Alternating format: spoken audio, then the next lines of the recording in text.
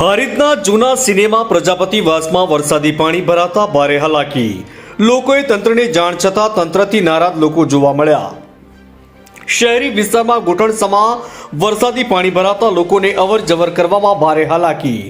પાટણ જિલ્લાના હારીજ કુકરાણા તરફ જતા માર્ગ પર આવેલ જૂના સિનેમા પ્રજાપતિવાસમાં ઘૂંટણસમાં વરસાદી પાણી ભરાતા લોકોને ભારે હાલાકીનો સામનો કરવાનો વારો આવી રહ્યો છે.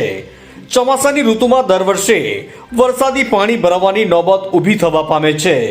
છતાં પાલિકા દ્વારા આ વિસ્તારમાં પ્રી મોન્સૂનની કામગીરી નહીં થતાં સ્થાનિક લોકોને ભારે હાલાકી વેઠવી પડી રહી છે. સ્થાનિક લોકોને કામ અર્થે અવરજવર કરવામાં ભારે મુશ્કેલી વેઠવી પડી રહી છે. ત્યારે સત્વરે કાયમી ધોરણે વરસાદી પાણી ભરાવાની સમસ્યાનું નિરાકરણ લાવવા માંગ ઉઠવા પામી છે. જૂના સિનેમા પ્રજાપતિવાસ વિસ્તારમાં વરસાદી પાણી ઘરોમાં ઘૂસી જતા લોકોને ઘર વખરી સામાન પલળી જતા લોકો હેરાન પરેશાન બન્યા છે. ત્યારે તંત્ર દ્વારા વરસાદી પાણી અંગે યોગ્ય વ્યવસ્થા કરવામાં નહીં આવતા લોકોમાં તંત્ર સામે ભારે આક્રોશ જોવા મળી રહ્યો છે. બ્યુરો રિપોર્ટ, ક્રાઇમ આવાજ ન્યૂઝ. બધી જગ્યાએ અમે જાણ કરી છે પણ હજુ કોઈ તંત્ર દ્વારા કામગીરી કરવામાં હજુ આવી નથી.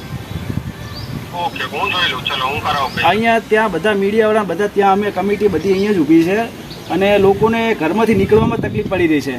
એટલે અત્યારે પરિસ્થિતિ ખૂબ જ ખરાબ છે. આ જગ્યા ઉપર તમે તાત્કાલિક તમે આવો ને એનું પાણીનું નિરાકરણ લાવી દો. સિનેમાની પાછળનો ભાગ. હા, સિનેમાને પાછળનો ભાગ છે પ્રજાપતિવાસ છે. અહીંયા તમે કેવું છે ઘૂંટણ ઉપર પાણી છે, અંદર બધા જીવજંતુ છે. જો પાણીજન્ય રોગ પણ થઈ શકે છે અને લોકોને ત્યારે કે દૂધ લાવવું હોય, શાકભાજી લાવવું તો કઈ રીતના લાવે એ તકલીફ લોકોને પડી રહી છે. મારું નામ પ્રજાપતિ કાંતિલાલ હરિલાલ. કુકરાણા રોડ સિનેમા જૂની સિનેમાની પાછળ અમારો પ્રજાપતિવાસ આવેલો છે. અમારા અહીંયા 10 ઘરો છે. અમે અહીંયા રહીએ છીએ.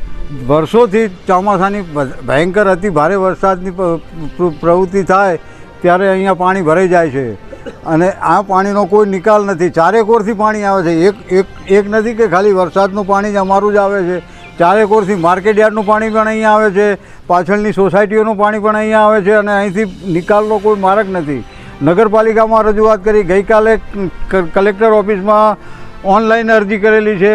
અમારા ભાઈ પુષ્પકભાઈ ખત્રી દ્વારા અમને એનો સહાય આપેલો છે અને એમને અરજી કરી છે પણ હજુ સુધી કોઈ તંત્ર અહીંયા આવ્યું નથી. અમે અહીંયા આ પાણીમાં રહીએ છીએ. અત્યારે તમે જુઓ કે ઢીચણથી ઉપર પાણી છે અને જેમ આગળ જઈએ એમ પાણી વધે છે પણ છતાં અમે અહીંયા જેટલા રહીએ છીએ એ અહીંયા જ રહેવાના છીએ અને અહીંયા જ મરવાના છીએ. પાણીનો નિકાલ થાય તો બી ભલે, ના થાય તો બી ભલે. ગઈ સાલ ચાલુ નગરપાલિકાની બોડીમાં નટુભાઈ પ્રમુખ હતા. અહીંયા રોડ ઠરાવમાં મંજૂર થયેલો છે અને રોડ લેવાની વાત હતી પણ એમને આજ સુધી રોડ બનાવ્યો નથી. આ રોડ બન્યો કે ના બન્યો કે કાગળ ઉપર થઈ ગયો એ અમને કાંઈ ખબર નથી.